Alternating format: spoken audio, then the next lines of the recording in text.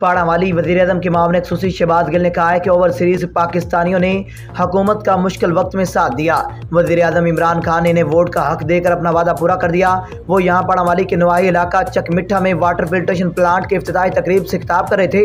पाड़ावाली में वज़ीर-ए-आज़म के मामले खसूसी शहबाज गिल ने कहा है कि मौजूदा दौर में हर चीज़ कंप्यूटराइज्ड है, तो कंप्यूटर वोट डालने पर एतराज़ क्यों है। ये इक़्तिदार से महरूम टोला मुर्दे हुए लोगों के वोट डालकर जमहूरियत पर डाका डालने के अमल को बरकरार रखना चाहता है, क्योंकि कंप्यूटराइज्ड मशीन ने मरे हुए शख्स का वोट कास्ट नहीं करना। उन्होंने कहा है कि कंप्यूटराइज्ड वोटिंग का अमल शुरू करने से एक गांव में 25,000 वोट डालकर दूसरे गांव में फिर 25,000 जाली वोट डालने के अमल को ख़त्म होने से इनकी रातों की नींदें उड़ चुकी हैं। उन्होंने कहा है कि पाकिस्तान का 80% ओवरसीज मिडल ईस्ट में बैठा है। शहबाज गिल ने कहा है कि ये वाहद हुकूमत है जिसे चैलेंजेस का सामना है।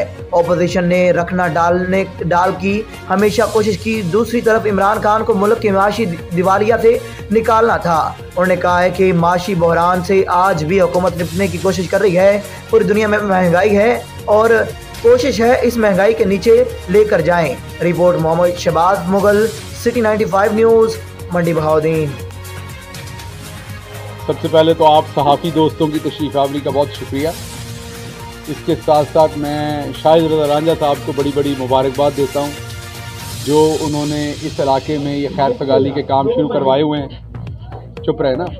जो इस इलाके में ये खैर सगाली के काम शुरू करवाए हुए हैं, और ये बड़ी खुशाइन बात होती है किसी भी इलाके की कि वहाँ का कोई इंसान जब बाहर जाता है, ओवरसीज़ पाकिस्तानी स्पेशली, और वापस आकर वो अपने इलाके की खिदमत करने का सोचता है, अपने इलाके के लोगों का भला करने का सोचता है, तो ये बड़ी मुबारकबाद। लेकिन इससे पहले मैं जो ज़रूरी बात करूँगा वो करूँगा जो अपोजिशन आजकल कर रही है।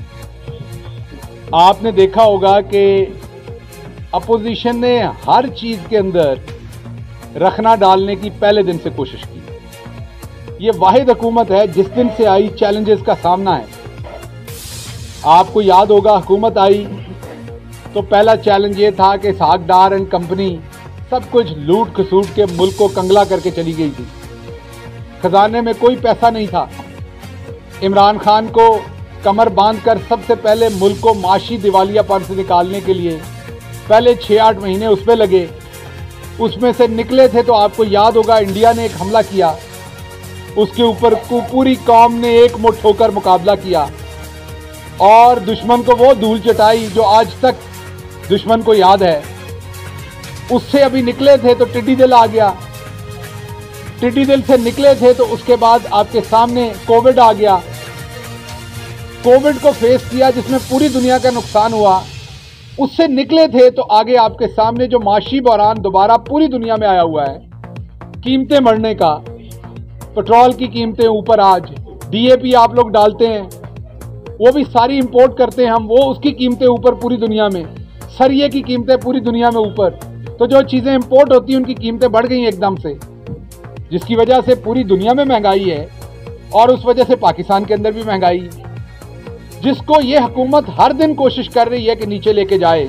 और वो क्या कर रही है वो मैं आपको बताता हूँ, लेकिन उससे पहले मैं ये बताना ज़रूरी समझता हूँ कि अपोजिशन ने समंदर पार पाकिस्तानियों को वोट का हक देने से हर सूरत रोकने की हुकूमत को कोशिश की।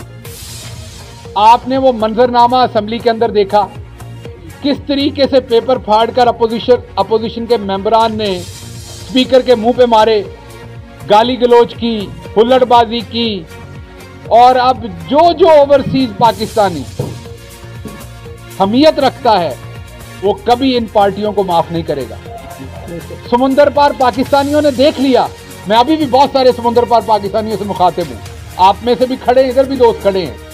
समुंदर पार पाकिस्तानियों ने आखिरकार देख लिया कि ये वो लोग चोरी करके सारा पैसा वहां ले जाते हैं, कहते हैं वोट पेरिस में पड़ेगा, कहते हैं वोट रांझा साहब न्यूयॉर्क में डालेंगे या वोट चीमा साहब कैंसस में डालेंगे, रिजल्ट मुल्तान से निकलेगा, गुजरांवाला से निकलेगा।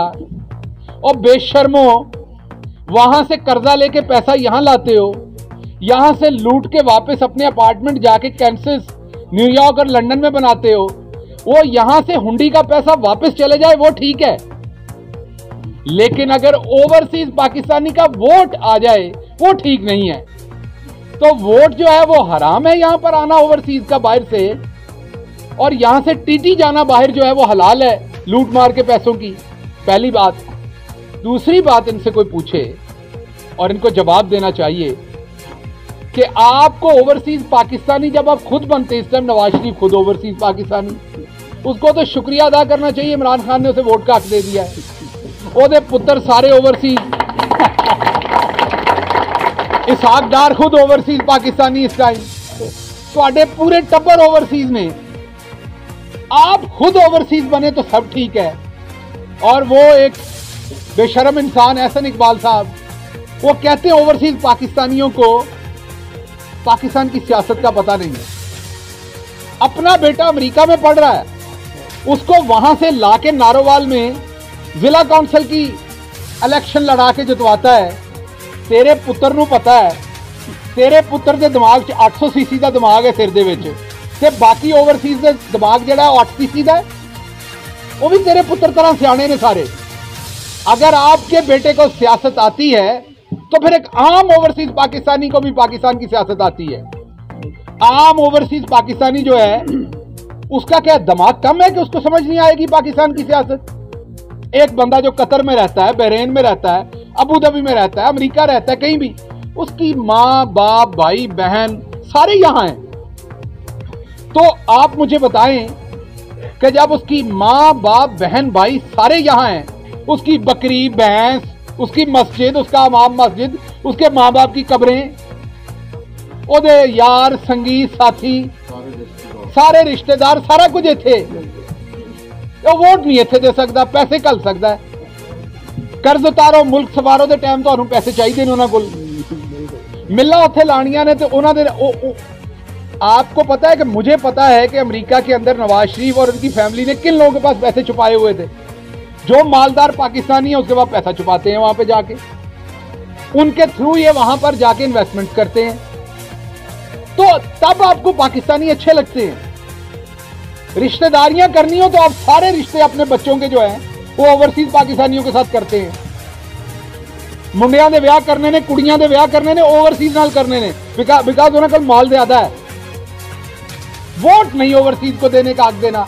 तो ये शेर का बच्चा इमरान खान था जो डट के ओवरसीज पाकिस्तानी के साथ खड़ा हुआ और आपके सामने उनको वोट का हक दिलवा के रहा इमरान खान।